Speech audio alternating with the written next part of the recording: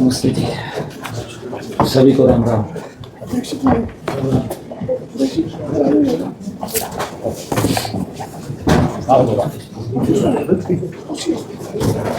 यहाँ आ जाओ, आ जाओ ना। एक कुर्सी और करो, थोड़ी देर करना, एक कुर्सी और करो, एक कुर्सी करना है।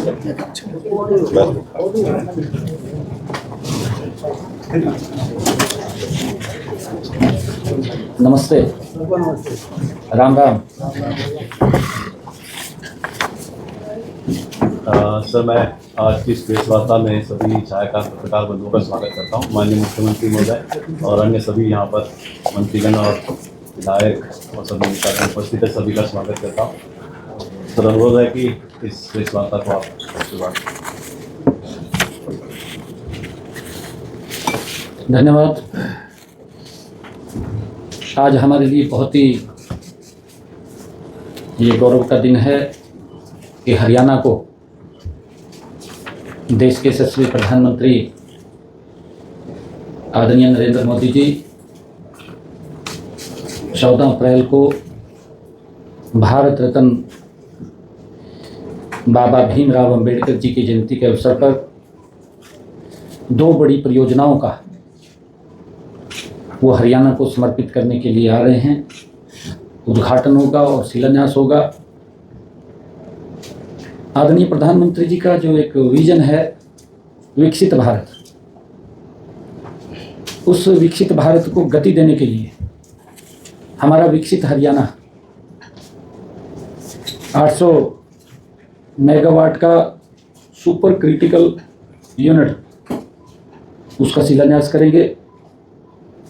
और इसी स्थल के ऊपर हरियाणा में जो हमें महाराजा अग्रसेन जी महाराज एयरपोर्ट यहाँ से उड़ान शुरू हो जाएगी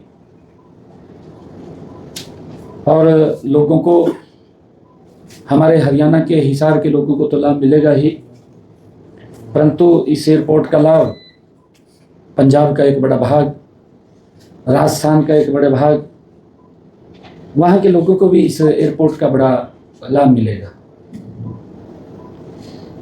क्योंकि अगर कोई इस प्रकार की बड़ी यूनिट कहीं पर भी आती है, उस क्षेत्र ऑटोमेटिक गति से विकसित हो जाता है, आगे बढ़ जाता है। आदरणीय प्रधानमंत्री जी जो हरियाणा में आ रहे हैं, उस गति को और तेज करने के लिए, इस विकास की गति को तीव्र गति देने के लिए आदरणीय प्रधानमंत्री जी हरियाणा में आ रहे हैं। हमारे हरियाणा के लोग आदरणीय प्रधानमंत्री जी का दिल खोल करके स्वागत करेंगे। मोदी जी हरियाणा से बहुत स्नेह और प्यार करते हैं। हरियाणा के लोग भी आदरणीय मोदी जी से बहुत स्नेह और प्यार करते हैं। और उसी कड़ी के अंदर हमें अपना हवाई अड्डा मिल रहा है। ऊर्जा के क्षेत्र के अंदर तेज गति से, क्योंकि आज पूरा का पूरा सिस्टम ऊर्जा की तरफ बढ़ रहा है और हमें एक 800 मेगावाट का सुपर क्रिटिकल यूनिट जो अपने समय में तैयार होगा, 7,772 करोड़ रुपए जिसको पर लागत आएगी, और वो 2028 के अंत तक उसको पूरा कर लिया जाएगा। पूरे अपने समय में बनकर के तैयार होगा और हरियाणा के लोगों को उसका लाभ मिलेगा। आज हमने यहाँ की आदरणीय प्रधानमंत्री जी आ रहे हैं, उस बैठक के अंदर अधिकारियों के साथ जायजा लिया है। भारी संख्या में लोग यहाँ पर आदरणीय प्रधानमंत्री जी का स्वागत करने के लिए आएंगे। एक एक बारीक से बारीक चीज़ को हमने ध्यान से देख करके उसके दिशा निर्देश दिए हैं कि किसी प्रकार की कोई भी कमी किसी भी पॉइंट पे ना रहे, उसको लेकर के हमने बारीकी से उसके ऊपर चर्चा की है। हिसार के अंदर आदरणीय प्रधानमंत्री जी टर्मिनल जो बिल्डिंग है उसका भी शिलान्यास करेंगे। जिसका आने वाले समय के अंदर वो लाभ मिलेगा। और यहाँ से भगवान श्री राम महाराजा अग्रसेन एयरपोर्ट से महर्षि वाल्मीकि एयरपोर्ट पर फ्लाइट उतरेगी और इसी फ्लाइट से भगवान श्री राम के भव्य और दिव्य दर्शन भी करने का अवसर मिलेगा। ये हमारे लिए बड़े गर्व और गौरव की बात है। आप सबको भी मैं इस अवसर के ऊपर आदरणीय प्रधानमंत्री जी आ रहे हैं, क्योंकि हम जागरूक पत्रकार हैं। मैं आप सबसे भी आग्रह करूंगा कि हम सब आदरणीय प्रधानमंत्री जी के इस विजिट को, क्योंकि ये हमारे हरियाणा से और हमारे हिसार से जुड़ा हुआ है, एक बहुत बड़ा एक विकास की गति, क्योंकि जब यहाँ एयरपोर्ट होगा तो इसके चारों तरफ हमारे बड़ी इंडस्ट्रियल यूनिट वो भी यहाँ पर आएंगी। जहाँ एयरपोर्ट होता है वहाँ पर विकास के कई रास्ते खुलते हैं।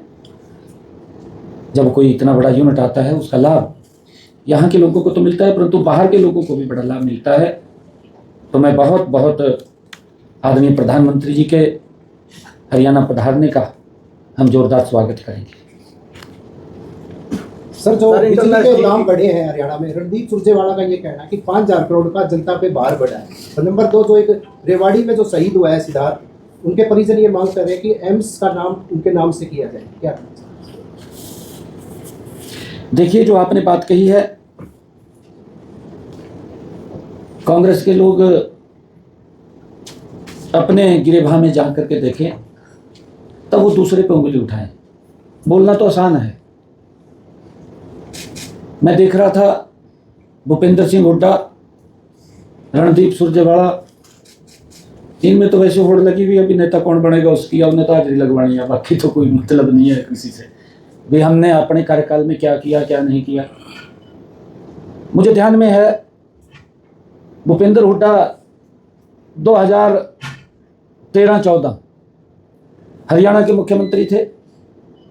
रणदीप सुरजेवाला उसमें कैबिनेट का मंत्री था।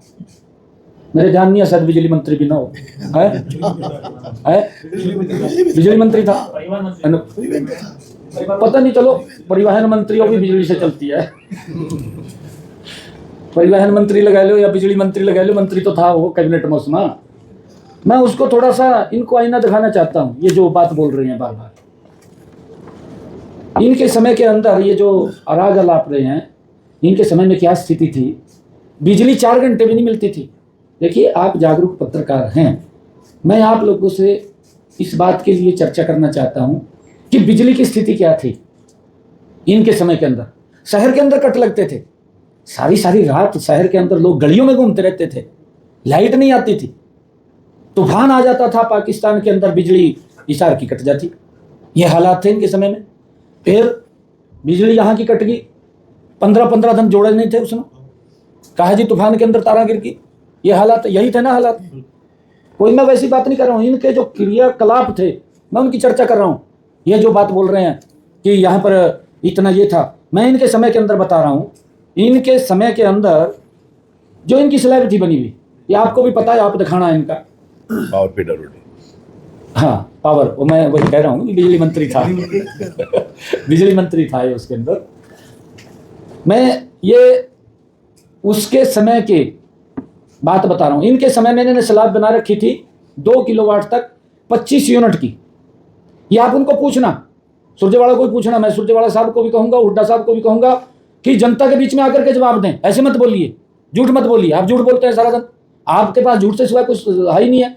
मैं तथ्य लेकर के आया हूँ। इनकी स्लैब थी बनी हुई ये 25 यूनिट की। ये 2014-15 की मैं आपको बता रहा हूँ। 13-14 में 25 यूनिट की इनकी एक स्लैब थी बनी हुई। उस स्लैब का जो लमसम आता था 200 रुपये बिल आता था। अगर कोई व्यक्ति 25 यूनिट खर्च करेगा तो उसका बिल 200 रुपये आता था। ये मैं नहीं, इनके समय की बात कर रहा हूँ मैं, जो ये कह रहे हैं कि बिजली के रेट बढ़ा दिए। 50 यूनिट का रेट 200 रुपये आता था इनके समय के अंदर। अगर 100 यूनिट खर्च करता था उसका 378 रुपये आता था इनके समय के अंदर। अगर 150 यूनिट खर्च करता था 603 रुपये खर्च आता था इनके समय में, बिल आता था इतना। और अगर 200 यूनिट खर्च करता था 828 रुपये आता था, और अगर 250 यूनिट खर्च करता था तो 1053 का बिल आता था। इनके समय की बात कर रहा हूं मैं, ये 2013-14। अगर 300 यूनिट खर्च करता था, ये भूपेंद्र सिंह हुड्डा और रणदीप सुरजेवाला जिसमें बिजली मंत्री था उसकी बात कर रहा हूं। लोगों को झूठ बोलना कांग्रेस की फितरत है, झूठ बोलना, परंतु झूठ नहीं चलेगा। अब 300 यूनिट के ऊपर 1316 रुपये का बिल आता था। और मैं बताता हूं, अभी 25 यूनिट हमारे समय के अंदर 2025-26 आज की टिल डेट, आज की बात कर रहा हूं मैं, 25 यूनिट का हमारा खर्चा आ रहा है, 55 रुपये का बिल आता है। आप देखिए कितना, 200 रुपये का इनके समय में आता था, हमारे समय में 55 रुपये का बिल आ रहा है। आज की बात कर रहा हूं मैं। अगर कोई परिवार 25 यूनिट खर्च करेगा तो उसका 55 रुपये का बिल आएगा। ये मैं बोल रहा हूं। हमने सुधार किया है, 24 घंटे बिजली देने का काम किया है। हमने हरियाणा प्रदेश के अंदर कितने पावर हाउस बनाए हैं पिछले 10 वर्षों में, कितने फीडर निकले हैं, कितना तारों का सुदृढ़ीकरण हुआ, कितने हमने ट्रांसफार्मर लगाए हैं, ये गिनती नहीं है इसकी। बड़ा मजबूती से काम किया है। और अगर 50 यूनिट हमारे यहाँ खर्च करता है आज के समय के अंदर तो 110 रुपये का बिल आता है। आज की बात कर रहा हूँ मैं, टिल डेट आज की, जो ये कह रहे हैं बिल बढ़ा दिया। और अगर 100 यूनिट कोई व्यक्ति खर्च करता है, इनके समय में 378 वो बिल आता था, ये 2013-14 की बात है। आज 25-26 245 रुपये का बिल आता है। और अगर 150 यूनिट खर्च करता है, इनके समय में 603 रुपये का बिल आता था, आज 443 रुपये का बिल आता है। कितना बड़ा अंतर है। ये महंगाई की बात कर रहे हैं, हम 24 घंटे बिजली भी दे रहे हैं। ये 200 यूनिट अगर कोई खर्च करता था, ये रणदीप सुरजेवाला भूपेंद्र सिंह हुड्डा को मालूम है, इनके समय के अंदर 828 रुपये का बिल आता था। लोग इस प्रकार की बात बोलते थे, कहा बिजली तो आंधी नहीं, वही कहा अरे बिल बढ़ रहा है, कहा बिल ज्यादा है रहा। ये स्थिति थी इनके समय में। और इनके समय के अंदर मैं बताना चाहता हूं, 300 यूनिट का बिल 1316 रुपये आता था, और हमारे समय के अंदर 1230 रुपये का आता है। आज भी 2025-26 इतना सुदृढ़ीकरण करने के बावजूद भी हमारी सरकार ने बिलों को, लोगों के ऊपर बिलों का भार नहीं डाला है। ये तो झूठ बोल रहे सारा दिन। मैं भूपेंद्र सिंह हुड्डा को ये पूछना चाहता हूँ, 2013-14 में इन बिजली कंपनियों के ऊपर, चाहे वो HVVNL थी और चाहे DHVVNL है, कितना इनके ऊपर कर्जा था वो भी स्पष्ट करे। मैंने विधानसभा के अंदर बताया था, विधानसभा के अंदर पूरा मैंने उत्तर दिया था, कितना कर्जा था। हमने उस कर्जे को भी उतारा है, और वो अगले साल 2027 के अंदर जीरो हो जाएगा लगभग। ये कर्जा सारा जो इनका कर्जा था वो भी हमने उतारा है। इनका कर्जा उतारा है हमने।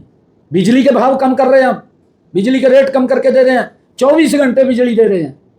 ये कोई छोटी बात नहीं है। और मैं एक और बात आज आपके लोगों के माध्यम से कहना चाहता हूँ। आदरणीय प्रधानमंत्री नरेंद्र मोदी जी ने प्रधानमंत्री हर घर मुफ्त बिजली योजना ये चला रखी है। 15,000 घरों के ऊपर 2 किलोवाट का जिनका कनेक्शन है, सोलर पैनल लगा रहे हैं। जिनका 2 किलोवाट का सोलर पैनल लग गया, उसका बिजली का बिल जीरो हो गया, कोई बिजली का बिल नहीं आ रहा। और मैं ये भी कहूँगा आज आपके माध्यम से कि आप अपने अपने घरों के ऊपर, जिनका 2 किलोवाट का कनेक्शन है, अपने घरों के ऊपर सोलर पैनल लगवाएं। 2 किलोवाट का लगेगा, कोई खर्चा नहीं है। आदरणीय प्रधानमंत्री जी और हरियाणा सरकार उसको देने का काम कर रही है, उसका फ्री में लगाने का काम हमारी सरकार कर रही है। परंतु किस प्रकार की बातें बोलते हैं, सारा दिन झूठ पे खड़े हैं, कुफर टोल रहे हैं, इधर उधर की बात करते हैं। ये भाई अपने तरफ देखना चाहिए कि हमने क्या किया अपने समय के अंदर, किस प्रकार से सिस्टम को कलेप्स करने का काम एक कांग्रेस की सरकार ने किया था। उसके अंदर साझीदार था, ये सुरजेवाला साझीदार था। जब तो मलाई खाता था, सिस्टम के ऊपर ध्यान नहीं था कि लोगों को सुविधा देनी है, नहीं देनी। आज हरियाणा के अंदर रोड का इंफ्रास्ट्रक्चर देखिए।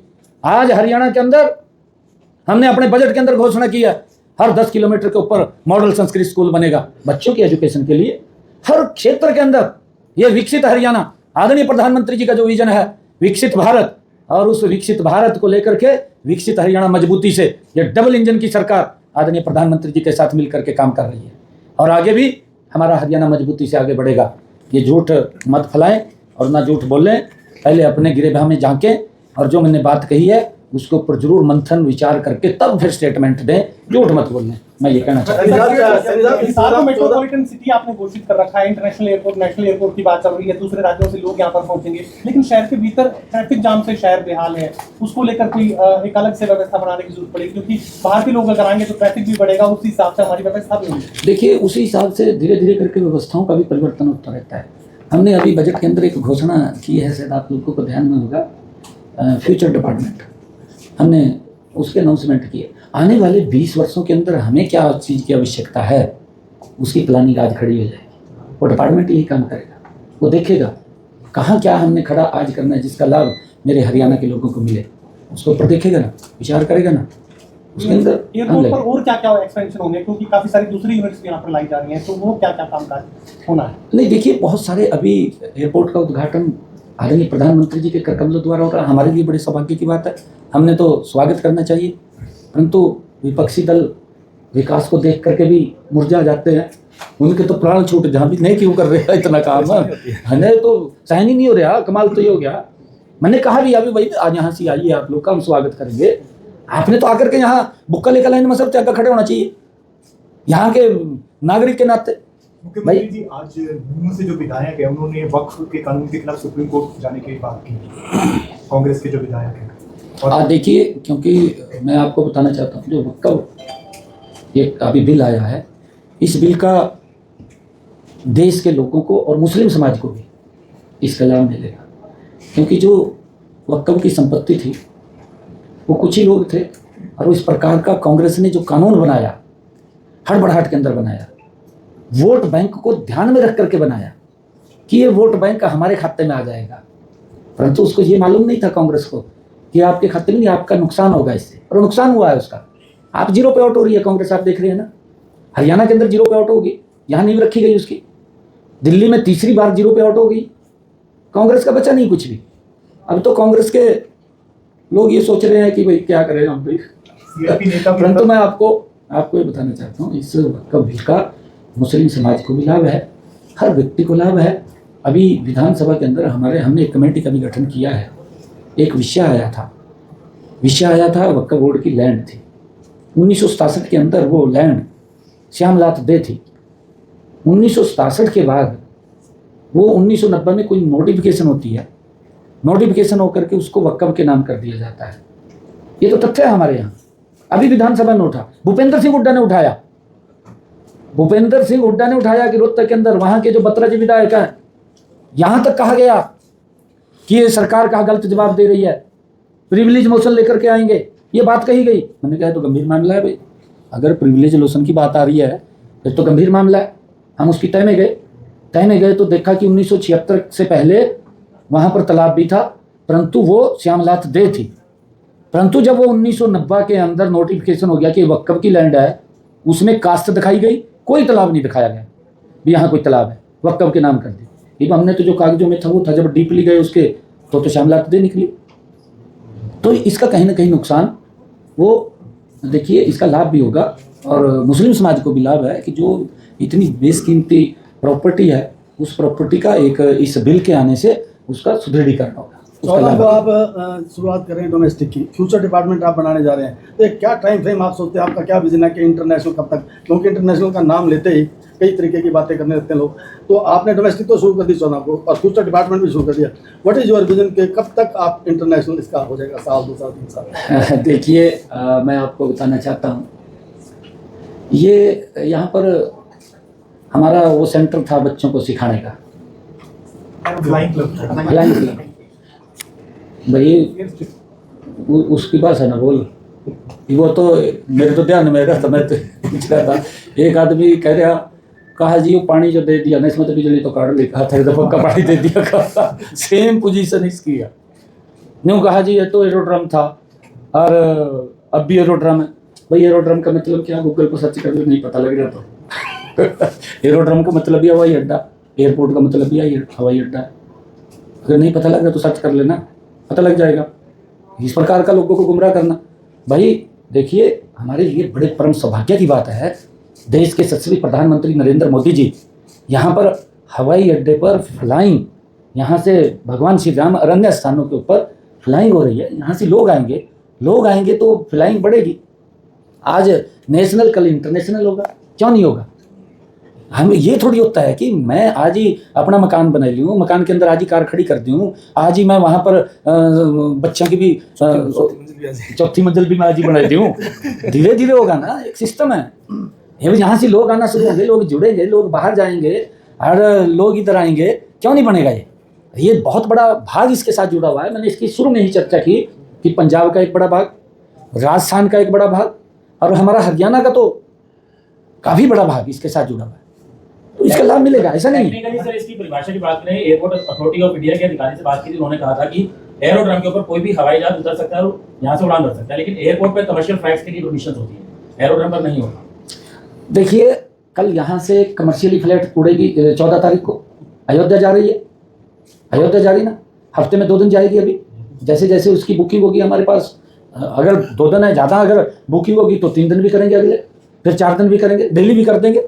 तो जैसे हैं जी, हाँ, पहली तो मैं बधाई भी देना चाहता हूँ कि हमने उसको एक दिन के लिए खोला था, 1 दिन 2 दिन के लिए 2 घंटे खोला था। 2 घंटे में पूरी की पूरी फ्लाइट ही बुक होगी। ये बता, जब अगर ज़्यादा लोग आने वाले होंगे तो क्यों नहीं आएंगे? वो आएंगे ना। वो सुरक्षा को लेकर सवाल उठते हैं क्योंकि पशु अभी भी जो है एयरपोर्ट की बाउंड्री के अंदर है और उसमें सवाल उठाया जा रहा है कि प्रधानमंत्री का भी जहाज उतर चुका है, राष्ट्रपति का भी जहाज उतर चुका है, तो क्या जो अधिकारी हैं जो इसके लिए जिम्मेदार उनके खिलाफ कोई कार्रवाई होगी? मैं क्या कहूँ इसके ऊपर, ये नया एयरपोर्ट है साहब, इसकी बाउंड्री बनी है, कोई छोटा नहीं है 1-2 एकड़ में। ये 600 एकड़ के अंदर है, 600-800 एकड़ में है, 700 एकड़ के अंदर है ये। भाई इतनी बड़ी बाउंड्री बनी है और इसके अंदर कोई एक दिन में तो बाउंड्री नहीं बनी, समय भी लगा। जंगल है तो ये इसके अंदर 700-750 एकड़ है जमीन, 700-750 एकड़ में कुछ पेड़ भी खड़े हैं, जंगल भी खड़ा है, कोई ना कोई पशु अंदर रह सकता है। निकाल रहे हैं ना अब उसको, एक भी पशु इसके अंदर नहीं रहेगा, सबको बाहर करेंगे, क्योंकि ये सुरक्षा की दृष्टि से अधिकारी लगे हुए हैं, विभाग के अधिकारी लगे हुए हैं, उनको सुरक्षित स्थान के ऊपर पहुंचाना है। उनको ऐसे थोड़ी किसी से निकाल देंगे, उनको पकड़ करके कहीं सुरक्षित स्थान पे छोड़ेंगे, उसके लिए काम कर रहे हैं। सीएम साहब सरकार ने एचएमडीए का नोटिफिकेशन किया था, लेकिन आज तक चेयरमैन की नियुक्ति नहीं हुई और स्टाफ की नियुक्ति नहीं हुई है। किस चीज़ की? एचएमडीए, हरियाणा मेट्रोपॉलिटन, तो वो कब तक हो जाएगी? चल रहा है, कितनी गति से काम चल रहा है। आज मैं आपको बताना चाहता हूँ, अगर आदरणीय प्रधानमंत्री जी ने जो विकसित भारत कहा, विकसित हरियाणा, 2014 के बाद एक भी डिस्ट्रिक्ट हमारा ऐसा नहीं है जो डिस्ट्रिक्ट 4 लाइनिंग से ना जुड़ा हो। हर डिस्ट्रिक्ट को 4 लाइनिंग से जोड़ दिया। हमारे कई डिस्ट्रिक्ट ऐसे हैं जिनके अंदर 4-4, 5-5 4 लाइनिंग रोड, कोई इधर से आएगा, कोई इधर से 8-8 4 लाइनिंग रोड, कोई इधर से आएगा, कोई उधर से आएगा। ये कितनी गति से काम, ये इन्हीं 10 वर्षों के अंदर तो है। परंतु हमारे जो विपक्षी साथी हैं, पता नहीं काला चश्मा लगाकर रखा, नहीं दिख रहा, उनमें तो दिख ही नहीं रहा कुछ। मुख्यमंत्री जी, आपने रोडों की बात की, एक 7 किलोमीटर का टुकड़ा है NH9 से NH52 का, किसानों की पेमेंट भी लगभग हो चुकी है, लेकिन बनवा देंगे, कोई बात नहीं, ये छोटी बातें हैं यार। इतना बड़ा आप उद्घाटन करने के लिए याद है, हो जाएगा, ये तो 2 घंटे का काम है, कोई ऐसा एयरपोर्ट आप लोग रन कर रहे हैं, अम्बाला का कब हो जाएगा? उसकी सारी अम्बाला का एयरपोर्ट कब तक रनिंग में आएगा? वहाँ पर सारी आपकी काम पूरे हो चुके हैं। हाँ, उसकी कुछ परमिशनें आनी बाकी हैं, वो आ जाएंगी जल्दी और वो भी चालू होगा। और मैं आपको बताना चाहता हूँ कि आदरणीय प्रधानमंत्री जी ने, अगर मैं विकसित भारत और विकसित हरियाणा की बात कर रहा हूँ, बड़े प्रोजेक्ट्स की बात कर रहा हूँ जो लगभग तैयार हैं। हॉर्टिकल्चर यूनिवर्सिटी का अभी पिछले दिनों आदरणीय प्रधानमंत्री जी ने शिलान्यास किया, 750 करोड़ रुपए की, काम चल रहा है। उसी के साथ ही Pandit Deendayal medical college, medical university बन करके तैयार हो गई है, उसका भी जल्दी उद्घाटन होने वाला है। भिवानी के अंदर पंडित नेकीराम मेडिकल कॉलेज बन करके तैयार हो गया है, उसका भी उद्घाटन होना है। और हमारे जो कुरुक्षेत्र के अंदर रेलवे एलिवेटेड ट्रैक बन करके तैयार हो गया है, उसका भी जल्दी उद्घाटन होना है। दिल्ली से लेकर के माता वैष्णो देवी कटरा जम्मू रोड आपके सामने चालू हो गया, नहीं हो गया? चालू है ना? कांग्रेस वाला नहीं दिखाई देता, इतना जरूर दिखाई दे कई लोग का। नहीं, मैं बता रहा हूँ, कई लोग का जब यार कोई बात आ जाए मुँह के ऊपर कर देनी चाहिए। कई लोग यो दिखाई दे, किसी मंच के ऊपर खड़े हो, 15 मिनट के बाद दूसरे मंच पे आ जाओ। स्पीड है कि नहीं, पूरी स्पीड है ना पूरी। ये 15 मिनट पहले किसी मंच पर ना, उस रोड पे नहीं, ये दूसरा रोड था, ये दूसरा रोड था। हाँ 152D 20 मिनट रहे जी। उनका साथ ही कई पंचायतें आईआईटी के लिए मुफ्त जमीन देने को तैयार हैं, तो क्या हिसाब में आईआईटी की घोषणा आप कर सकते हैं? देखिए, मैं तो प्रधानमंत्री जी का दिल से धन्यवाद करता हूँ जो इतने बड़े बड़े प्रोजेक्ट वो हरियाणा को कर रहे हैं। और मेरे लिए ये भी गर्व की बात है कि जो हमारी कैच द रैन आदरणीय हमारे CR पाटिल जी जो केंद्रीय जल शक्ति मंत्री हैं, उन्होंने अपना योजना का इसका शुभारंभ भी हरियाणा से किया कि बरसात का एक पानी भी वेस्टेज ना जाए, क्योंकि हमारे सामने आने वाले समय के अंदर पानी की समस्या न रहे। उन्होंने फ्यूचर डिपार्टमेंट की बात कही है, ये उसी के अंदर है। और ये एरिया जो जिसके अंदर हम बैठे हैं, इस एरिया के अंदर अटल भू जल योजना के तहत तालाब बनाने का काम। और हमने जब ये कहा आदरणीय CR पाटिल जी से कि हमारे 89 ब्लॉक हैं जिनके अंदर ये तालाब बनाने की आवश्यकता है किसानों, उन्होंने मन से ही ये बात कही, कहा 89 के 89 ब्लॉक ही भेज दो, सारे कर देंगे। ये काम की गति देखिए ना, आने वाले समय के अंदर पानी की समस्या न रहे, बरसात की एक बूंद भी अगर गिरे तो उसको भी हम कैच करके सुरक्षित करके रिचार्ज करें, अपने खेत के अंदर दें, जिससे कि हमारा लाभ, हमारी फसल की भी पैदावार ज़्यादा होगी। उसको लेकर के लगातार सरकार गति से काम कर रही है। विपक्ष वाले तो अभी सोच ही रहे हैं कि क्या हो गया, क्या नहीं हो गया भाई। और मैं आपको बताना चाहता हूँ, जो अभी बात कर रहा था 7000, हाँ 7200 एकड़ है, 7200 एकड़ ये एयरपोर्ट का टोटल रकबा है। जब इसकी हाँ बाउंड्री 2000 एकड़ की है, 2000 एकड़ के अंदर भी कोई ना कोई पशु तो रह जाता है ना। इन सारी उसकी नई चीज़ यार, उसके अंदर कमियां का तो नहीं आएगा, स्वागत करना चाहिए। क्या बातें कर रहा है, जिम्मेदार व्यक्ति, विकास सहन नहीं हो रहा भाई। मैं एक भी निमंत्रण दे रहा हूँ और हमने निमंत्रण भेजा है, भाई आइए आप, हमारे माननीय सांसद हैं और आपने जरूर यहाँ रहना चाहिए और रह करके इसका स्वागत करना चाहिए आकर के। वो कह रहे हैं जी विधायकों को नहीं बुलाया। विधायकों को भी बुला लेंगे, विधायकों को भी निमंत्रण चला जाए कोई बात इसी से जुड़ा एक प्रश्न है मुख्यमंत्री जी, कांग्रेस का आज अहमदाबाद में अधिवेशन है, जबकि हरियाणा में अभी तक CFP नेता नहीं ढूंढ पाई और सदन में कहीं ना कहीं मुश्किलें बीजेपी को भी आ रही हुई, क्योंकि विपक्ष का नेता तो जरूर चाहिए। तो किस तरह से आप अगली बढ़िया जनता खत्म कर देगी। ये उनका इंटरनल मैटर है। मैंने तो घोषणा कर दी थी, मैं खोटा साहब हम तो तेरे कोई मान रहे, मैं कांग्रेस वाले नहीं मान रहे। हाँ कांग्रेस वाले नहीं मान रहे, हम तो मान रहे। मैं कहा भाई आप ही आखिरी एक सवाल ले लेते हैं। मुख्यमंत्री जी, आपने सांसद जी को निमंत्रण दिया था, उस पर हमने पूछा था उनसे, उन्होंने बोला, आपकी भाषा भी बोला, जो कर्नाटक के तरह बोला, भाई मैं ना बैठूं उसमें, तो टायर कहीं भी दस सकता है रनवे पे। कल ही फ्लाइट तो बुक होगी, उसमें नंबर नहीं है। देखिए, सोच देखिए आप, मैं क्रिटिसाइज नहीं कर रहा हूँ, अरे इतनी बड़ा प्रोजेक्ट यहाँ आ गया, ये पूरे हरियाणा के लिए गर्व की बात है। पूरे हरियाणा के लिए, हरियाणा के 2,80,00,000 लोगों के लिए गर्व की बात है कि इतना बड़ा प्रोजेक्ट हमारे यहाँ से, जिससे हिसार इतनी गति से विकसित होगा कि आप कल्पना नहीं कर पाएंगे। परंतु इस प्रकार के मजाक करना ये उसको शोभा नहीं देता, बस इतना कहूँगा। धन्यवाद। Thank you.